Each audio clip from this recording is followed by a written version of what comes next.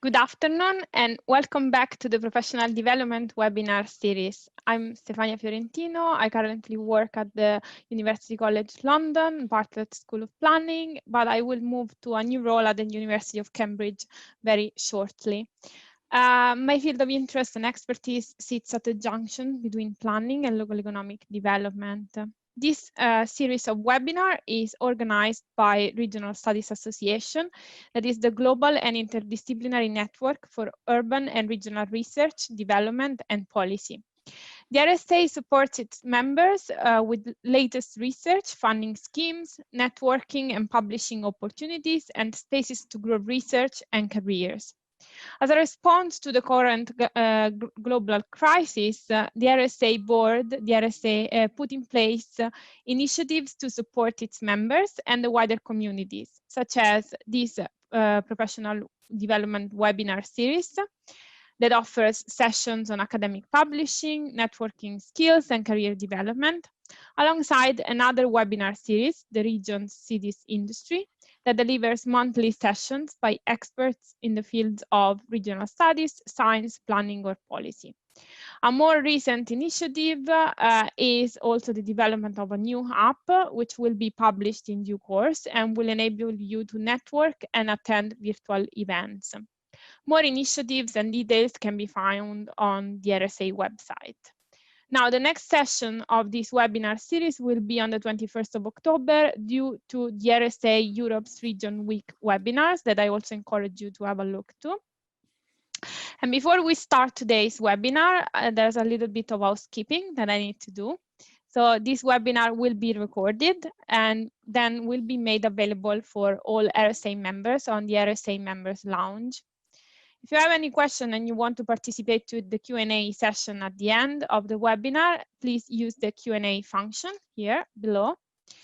And today's webinar follows up a webinar that we held in June, dealing on how to get your first academic job. In the past event, we mainly dealt with the application phase, whereas today we move on to how to win a job interview. So it is with a great pleasure that I introduce today's speaker for the second time, Professor Martin Jones. Martin is Deputy Vice Chancellor and Professor of Human Geography at Staffordshire University, holding responsibility for research, academic and strategic planning, the student experience, and the SU Academy Trust. Martin joined the university in May 2017 from the Department of Geography at the University of Sheffield, where he was director of the White Rose Social Science Doctoral Training Center and professor of urban and regional political economy. Prior to this, Martin has worked at Aberystwyth University as the Pro Vice Chancellor for Research and co-director of the Wales Institute of Social and Economic Research, Data and Methods. So Martin is an interdisciplinary researcher. He works at the interface between economic and political geography through economic development and governance. His current research is funded through Wiser than ESRC and is looking at city region building and the foundational economy in Wales and England. Most of all, he has been a member of the Regional Studies Association for 25 years. He's the originator and co-editor of the journal Territorial Politics and Governance. And during his career, Martin has been a member of more than 300 interview panels, chairing around 150 of these and appointing to a wide range of teaching, research and professional services positions, from those in early stage to their careers to executive post holders. So who better than him to tell you about how to win a job interview? And I leave the floor to you, Martin. Thank you. Thank you, Stefania, for your warm introduction. Colleagues, good afternoon. If you're on the same time zone as me, good afternoon. This is my second webinar. I first spoke to you in June about how to apply for a job interview. As Stefania summarised, this is the next stage, really, is how to win at job interviews, how to get your first job. So I will offer you in the next 20 minutes some thoughts, some hints of some directions to travel from my experiences, as Stefania has highlighted, of being interviewed myself and getting jobs and not getting jobs, but also more substantially sitting as the chair and member of numerous interview panels. Can you show my first slide, please, Alex? And to the next slide, please, Alex. Thank you. So what I want to do, colleagues, in the next 20 minutes is to firstly to talk about the component parts of what to expect in an academic interview. It varies in terms of different cultural contexts, different countries, different universities tend to do things differently, but there are some common points that I want to highlight in terms of what to expect if you make it from application to interview. Secondly, I want to talk around the telephone interview, but also more importantly in the current context, around Teams, Skype, Google Hangouts, whatever interviews, or in terms of that, because I think there's an important online interview experience that I think you need to be aware of, and I'll offer some hints. And I'll talk about the interview context itself. If you are interviewed on site, what to expect in terms of the stakeholder panel, engagement with colleagues, but also the interview process itself, what to do, what not to do. And then in about 10 minutes, 15 minutes time, I'll talk about some seasoned, some tips from myself as a committee member, and I'll recap. So what I'm going to do is kind of lift that bonnet, if you'll have it, in terms of the interview process, tell you what to expect from my point of view, but also talk about some lessons that I've learned from being interviewed, but also being a panel member myself. Next slide, please, Alex. So what are the component parts of the interview? I think you can expect some form of multiple engagement here. When you apply for a job interview and then you get shortlisted and then you're called for an interview, often you'll get an email saying congratulations.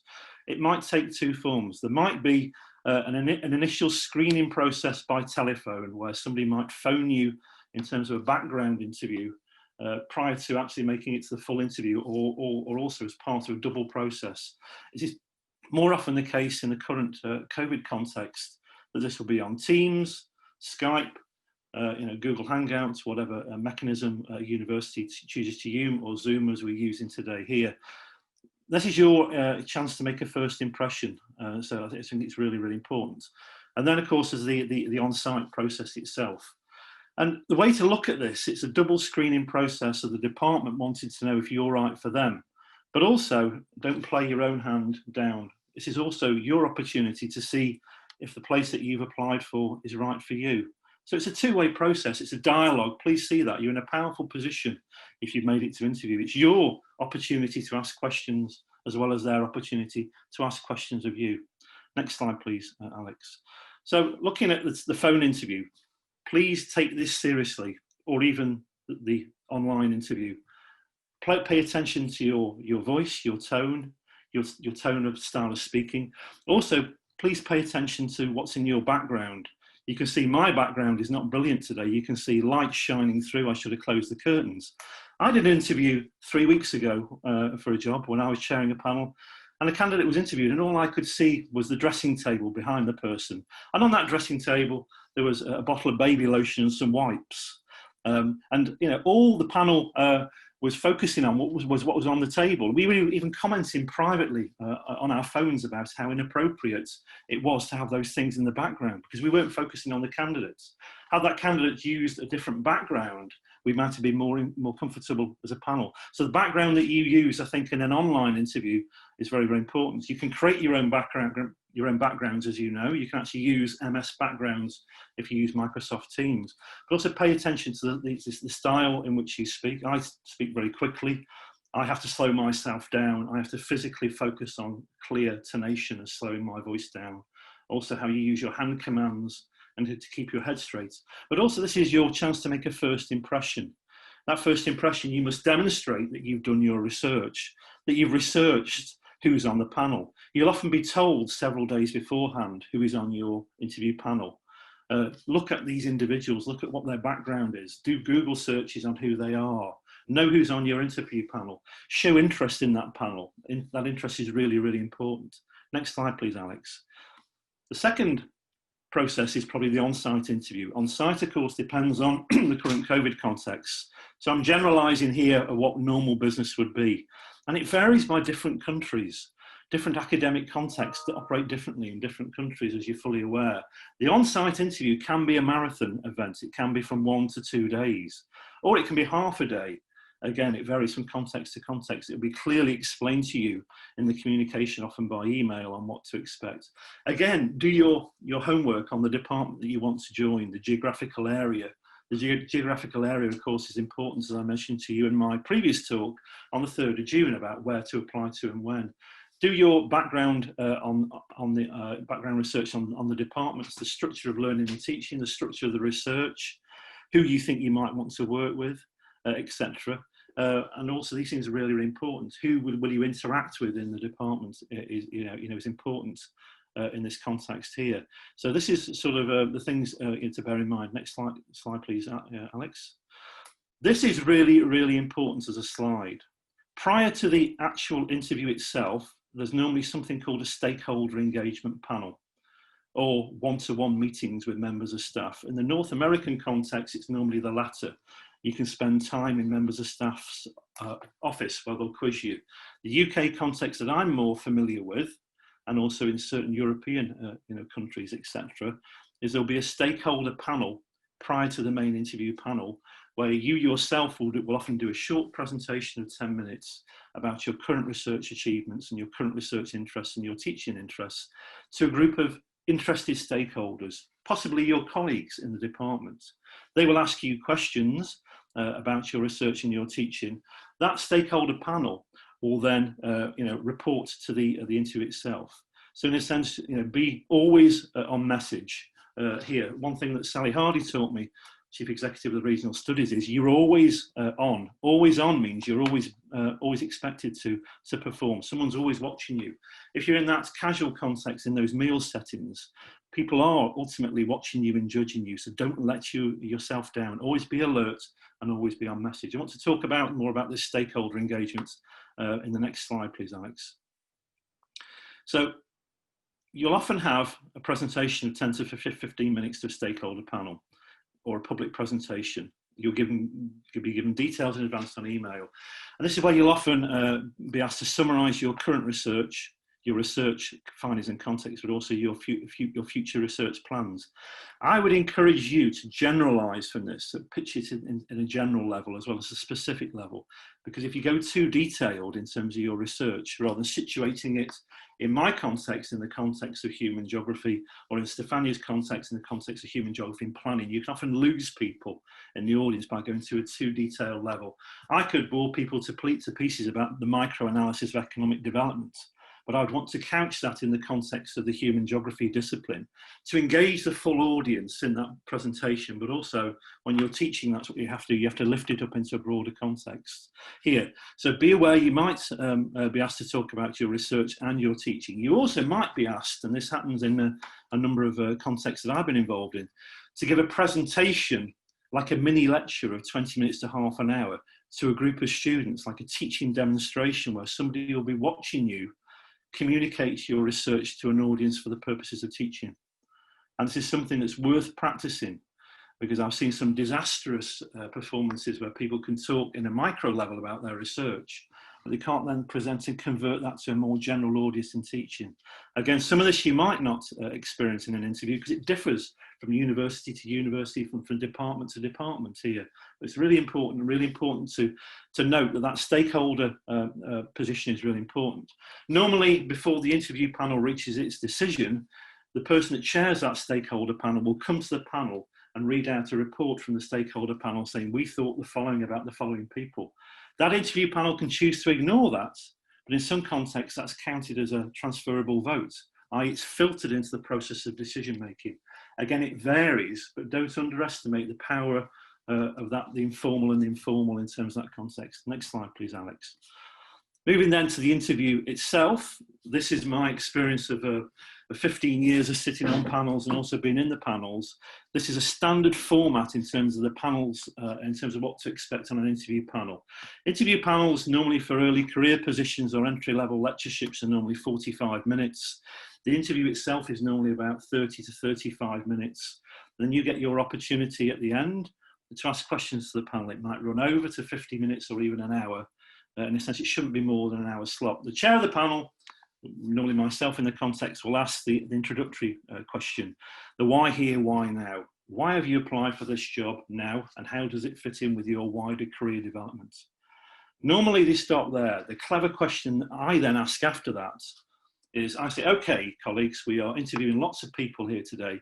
Can you, Stefania, to give Stefania an example, can you highlight in a few sentences why we should be appointing you to this post and not the next person? What is it about your skills and experiences and attributes that make you the person for this role here today?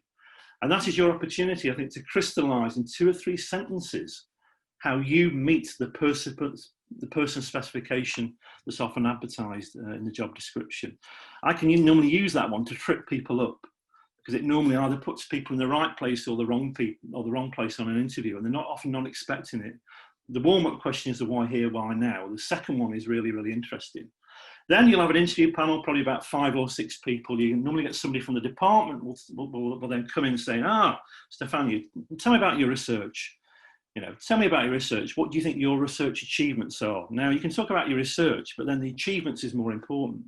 So why are you significant in your research, Stefania, in terms of human geography and planning? Why do you matter? What are your deliverables? What are your milestones? And it's normally then broken into a second part question is, okay, that's where you are now. Where are you going? In terms of your research plans in the future, the clever thing to do is to connect them with the people that you might want to work with in that department. I'm going to do work on the following aspect of economic development in the future. That might bring me into collaboration with person 1, person 2, person 3, or even the person sat on the interview panel. Don't overplay that, because then if you overplay that, you're kind of trying to, in colloquial terms, suck up to the panel. You've got to play it in a way that you acknowledge who's in the room and who's in the department, but not overplay your hand. So you'll probably get a block of questions, and people will chip in on interview panels in about a 10-minute slot about research. It's normally that research follows before teaching in the predominance of the interviews that I've been involved in. You'll then get a series of questions around teaching. And you'll get asked about, if you remember what I told you on the 3rd of June, not just what will you teach, in Stefania's case, economic development and planning, but what is her actual approach? What is her pedagogic philosophy around student engagement, around widening participation and diversity, around research-led teaching, around cutting-edge techniques, around reusable learning objects, around blended learning, incredibly important in the current context, around evidence and policy and practice. So don't just talk about your teaching is, I will teach economic development from 1940 to the present day, in my case. I'll do it in a particular way of inviting practitioners in, a mixture of policy and practice. So in a sense, that teaching block of questions normally requires full knowledge of the curriculum in the department that you're applying for. So in preparation for the interview, research the courses that are on offer, say how you'll contribute to the courses, but also say, colleagues on the interview panel, I've noted there's a gap in your course delivery. I've noted you do not teach on the following. I think this will be really, really, really important for student recruitment. I think you should be teaching this, because then that will produce students that want to do an MA and a PhD, or students that want to drive your research more. So do your homework on the current curriculum. Look at it rather like a mystery shopper, like a student will look at the curriculum and see how you'll slot in. You will often be asked in the stakeholder presentation that I mentioned earlier to outline a course that you will offer. If you're not, you can talk about it in brief terms at this part of the interview. And that's where most people stop. There's then a series of questions that we call, in the North American context, professional service. Or in the UK context, it's often called administration, which often then raises certain eyebrows. It's not what we do as academics. But you are part of a team. You're part of a professional leadership and development team. So you'll get asked, Stefania, you're an entry-level career person. How would you like to contribute to the wider operation of the department? So they're asking you to highlight not just administrative jobs, but ways of leading the department. As Stefania might want to say, I'll be the lead on stakeholder engagement with civil and civic society, or I'll take the lead on employability and student employment, etc. Have some idea about what you would offer.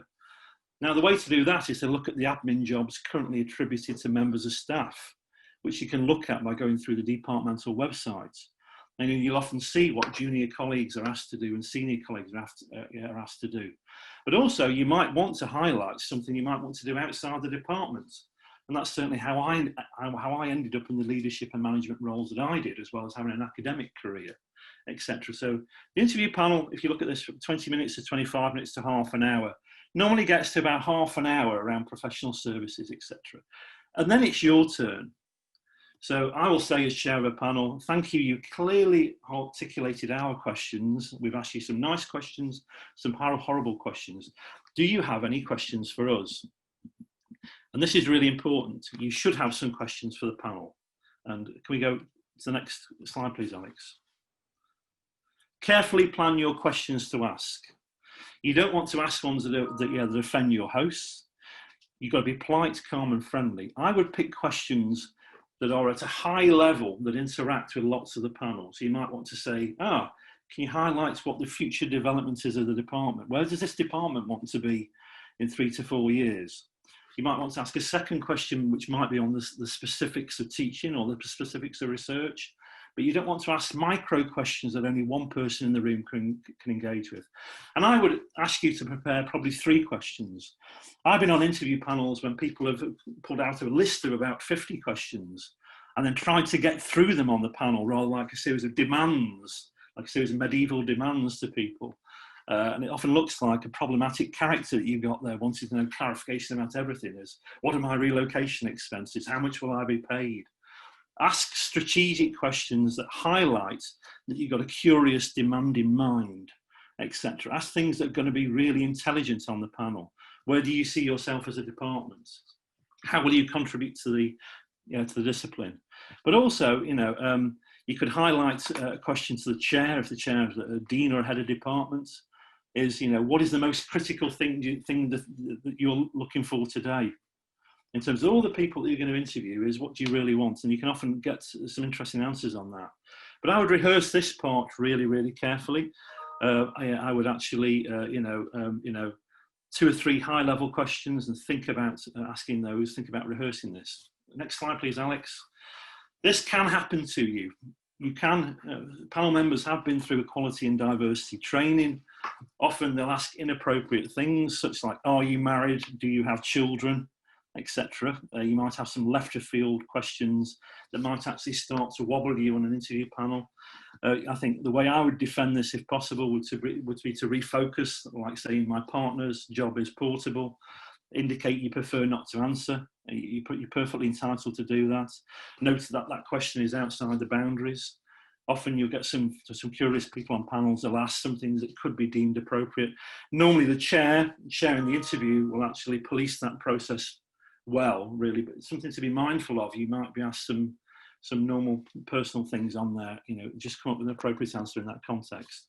Next slide, please, Alex. My tips, I think, from a seasoned panel member are on this slide here. Is things that I would ask as takeaway messages in this short presentation that I've made to you. Point number 1, figure out the online application system. Often work out how it works. Often I look at paperwork when somebody's missed something out, and often they don't get shortlisted. Good quality candidates miss part of the paperwork out. Ask HR if it's not clear. HR, the human resources part of the department. Do not contact the department. I would do that. Look at the system. The systems are online, governed by the university as a whole. If you contact the department, it looks like you can't actually find your way through the system. That doesn't look very well, does it? So use the online guidance from HR. See the telephone interview or the online elements as central and integral. It's not just a formality, it's there to be prepared for. It can be used in the current context as substitute for online. I've certainly offered jobs to people from Australia to the UK fully online in the early days of lockdown. So practice your online presence for interviews, your background, those important things. Should I have a tie on today? Probably. Think of those kind of things here. Answer the questions asked, not just the ones you want to ask. Clearly, carefully understand the question. Write the question down even if you feel comfortable writing it down. Not just ask the questions you want to hear. Listen to the questions. Have the questions ready for the committee, 1 to 3 questions. If you're applying to an institution where you're required to teach, your presentation skills will be assessed. You might be asked to do a preparatory lecture. A lecture of 20 minutes. Here's a lecture, do this for 20 minutes. Research the search committee. Know who's in front of you. Know who those people are. You'll often have 2 to 3 people from other departments around the university. Normally what's called cognate departments. In my example, if I'm applying for a human geography job, there might be somebody from sociology or planning there that understands some of the wider context for the faculties in schools in which the university operates here. Understand that, understand who's in front of you. Do your homework on the university department beforehand. I've been tripped up on this one, where I've actually been probably overly confident at interview and not done my homework on who I would join in the department. Then the notes from the interview, because I've seen these words, comes across as a lone scholar, comes across as somebody that will just do his own thing or her own thing. How well they energise and gel with the existing research going on in the department. Do your homework and be prepared. Next slide, please, Alex. Closing words of wisdom. I think things can be negotiated here. Often salaries are advertised in pay bands. You normally get an offer. If you're offered the job after the interview, the chair of the interview, who's often the head of department, will do their best to put you on the lowest starting salary. You can negotiate, not by going to the top of the scale, but you can negotiate by saying things like, I would appreciate going to the next point if that's possible, etc., based on my skills and experiences, etc. If you're certainly coming from a job already, depending on how tight that labour market is, as chair, I would normally appoint someone on the spinal point next up. Occasionally you get offered a similar salary, try and push for the next salary spine up. Talk about lab space if you're a physical scientist, or if you need technical requirements, if you're into GIS or remote sensing. Raise this when you're offered the job. Wouldn't raise it in the interview. I'd do it after the job offer. Talk about lab space, talk about office space. Talk about the specifics of the teaching load, and do that probably after you've been offered the job, not during the interview. That sounds like a nitpicking thing to do in an interview. How many hours will I teach? You know, you want to be more strategic in the interview itself. That's normally after the event. Yeah. Talk about the startup packages. Some universities offer startup grants. Some universities offer relocation expenses, most do. Often it's advertised in the paperwork. Talk to the person that offers you the job beforehand, etc. And talk about service, professional services, etc. So my last slide, please. Alex, what I've tried to do in this short space of time, colleagues, is talk to you about what to expect in an interview. I think to focus on the importance of the formality of the phone interview, or increasingly now the online interview. I've talked about the multiple dimensions about what an on-site experience is about. I've told you about the things appropriate to raise and not to raise, really. And I've given you some tips from my kind of experience of seeing this from all sides of the table here. That's the end of my presentation. We've probably got about 10 minutes of questions, please. And thank you for the opportunity, Regional Studies, to do this again. And thank you, Stefania, for the introduction. Thank you, Martin, for all your very useful tips. I went through the process of going through interviews very recently, so I must say that I think it's everything very real and very relevant. I would only add one last tip, which is don't be discouraged by getting rejections. They might happen. Just try to get feedback if you can, or if it's possible, from the panel, and see what you can improve for the next one. So make the rejection basically a training for the next interview. We have already a few questions, and I think there's in general, well, one which you got also last time, so probably the answer will be the same. What happens if you are applying for a job that is teaching and research together, and you only have a lot of teaching experience but not a lot of research experience? How do you sell yourself in this context? Probably you won't reach the point of the interview, I might say. But you probably wouldn't have been shortlisted. That's a rarity. But I think if your research experience is more limited, I would focus on preparing what your research plans are in the future. In a sense, I would have quite a forward-looking research plan, and I would actually interact with the people that are going to be in your department. Name check these individuals. You know, I will work with Stefania on the following. I might work with X person on the following. In a sense, you know, normally the filtering process of being shortlisted, as I highlighted on the 3rd of June, there are essential criteria and desirable criteria used in HR systems for shortlisting. Normally, you'll require a threshold of research and teaching to get to that stage. But the way to answer that question, I think, Stefania, is be probably kind of bold and ambitious about your future research plans, rather than rest on your laurels. I've been on interview panels where I've interviewed quite substantial figures who've actually, it's clear their best work was behind them rather than in front of them. They're actually past their best because they've been complacent, I think.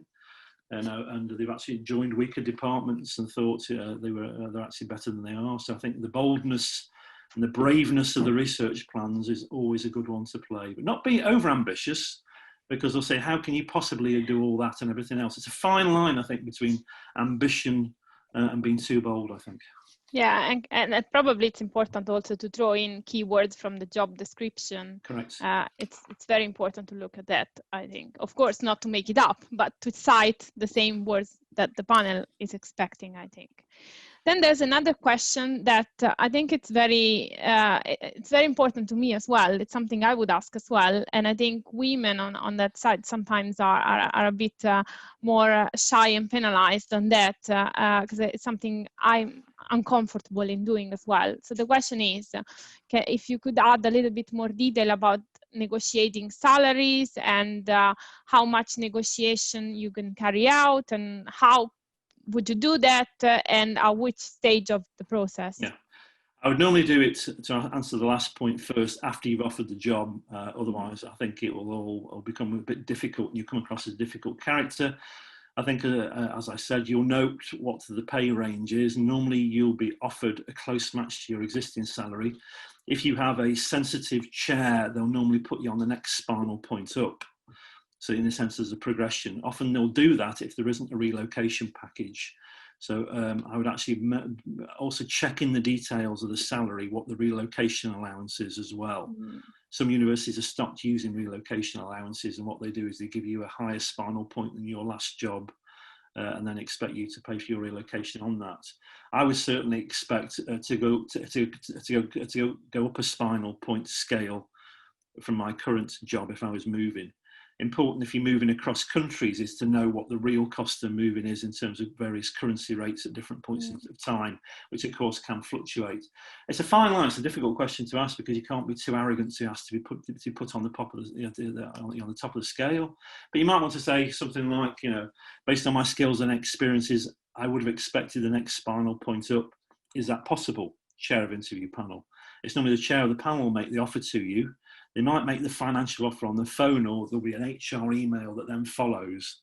It's on the contract. Certainly, if you're not happy, don't sign the contract at that point in time. But it's a fine line, negotiation in inverted commas. In a sense, labour markets are difficult at the moment, and you don't want to come across too tricky, but also you don't want to undersell your labours at the same time. In a sense, I would be quite shocked if you'd be expected to take a considerable pay cut for moving. But the issue then is the permanency of the contract. If you're currently on a temporary contract and you see room for progression, that's really important.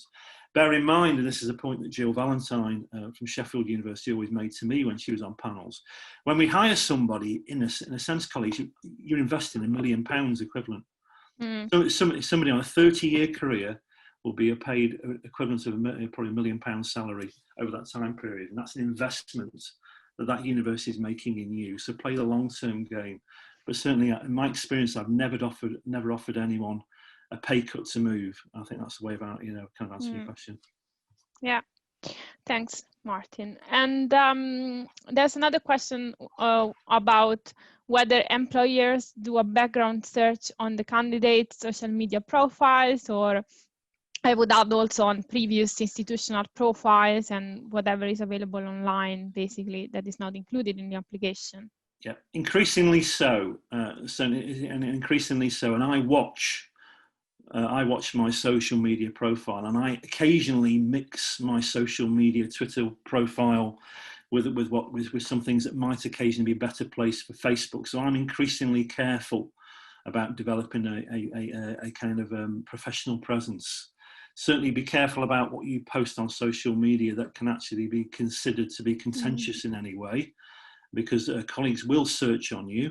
Does it matter? It depends on the context. It'll often be raised by people if it's controversial in any way. But we live in a society of freedom of speech at the same way. So I think just be careful and savvy about what you do.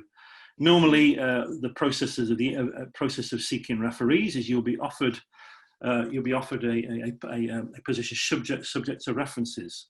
So your referees will be asked a series of questions such as, is there any reason why we should not hire this person? Or would you hire this person again? Normally the referee process of your referees, as highlighted in my last presentation, the 3rd of June, on who you pick, will sort some of those things out. But we live in an increasingly surveillance-based world. don't we? So just use your sensibility, I think. Yeah, indeed. Do you have specific tips for someone who is applying for a job in a country where they're not currently based and in which they might have never worked or lived before? So this means also applying to a different academic system, for example. Yeah, I would see that as a strength rather than a weakness. I mean, there's a cultural kind of learning curve, as you'll expect and accept, moving across context, but certainly, the ability to offer case study teaching material from other cases is really important. Adding cultural diversity to a department, stretching the research beyond the boundaries of the case study context in which that university is based in is positive. So I think if you're coming from another country, also play off the links that you will bring. We live in quite a hermetically sealed academic society, don't we? Where most people can plough a small furrow. I think be confident about the cultural context, but also be prepared to ask questions if systems aren't familiar, and ask those questions early on in the process through the HR system. Don't direct those questions to the departmental level, because those professional services across those universities you're applying to should be able to help you. So basically follow the guidance that's centrally available. Yes, and I think as usual then it's important to gather information on that specific university, the system, and even if you haven't lived there, maybe contact someone and ask them how it works and get basic information, basically. But also, don't be afraid to contact early career researchers in that department or postgrads that and say, look, what's it like to work there? I'm really interested. What's your experience? You might get some interesting replies. Yeah, there's another question on backgrounds and whether customized background in Zoom, for example, or Teams can be considered professional. I would enlarge somehow this question by asking you also if you have any tips also for face-to-face interview on what you should wear, which kind of body language you should use when you attend the interview, because I think that tends to be an important part of that as well. Okay, on the subtleness of the background, I'd choose something neutral. I wouldn't actually have a backdrop that says that Martin Jones is the best thing since sliced bread. Read his last article. He's got a book coming out next March. Buy it from here. You wouldn't have that kind of self-congratulatory presence behind you. Try and pick a neutral background, but sometimes those neutral backgrounds that you see when you move your head forward, you often disappear into the background.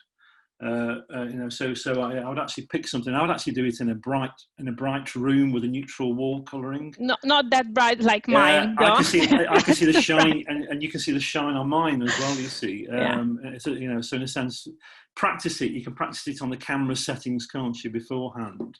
Yes. On what to wear. It's professional business dress, isn't it? In a masculine sense, it's shirt and tie for a male. Standard format. I've seen somebody come to an interview with jeans and a shirt, and all the panel did was look at them, all the way through. There was one interview where somebody came with a hat on, came with a woolly hat on, and he wouldn't take his hat off.